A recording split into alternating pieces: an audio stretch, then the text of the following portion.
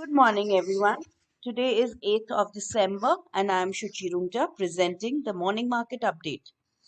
The Nifty lost 82 points over the day to close at 18,560. A bearish day which lacked momentum. Another day of consolidation and pullback, bringing the index right at the mentioned support. The index has closed at the moving average. Each time the market has rallied from 17,400 in October 2022, the index has taken support right at the 13 period exponential moving average and bounced back. And currently the markets are right there. Hence, we believe that the bounce back from these levels are high, looking at the overall setup. 18,650 is an immediate resistance, and the bullish momentum will be back only when the markets cross this level. Hence, close eyes on both 18,650 and 18,550. Coming few trading sessions are important to watch out for. The PCR is 0.76 currently on Nifty, and the option chain shows significant call writing has taken place at higher strikes from 18,600 levels.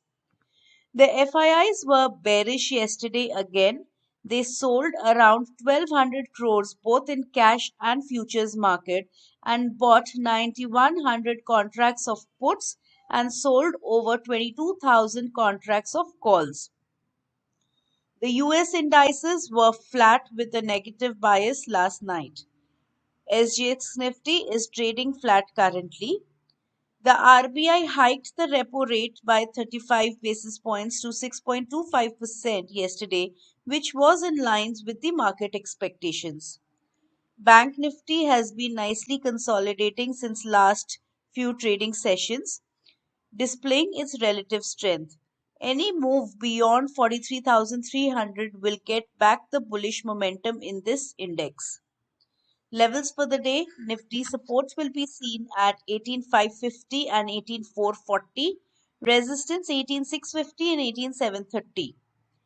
For Bank Nifty, support will be seen at 42,950 and 42,750, resistance 43,300 and 42,400.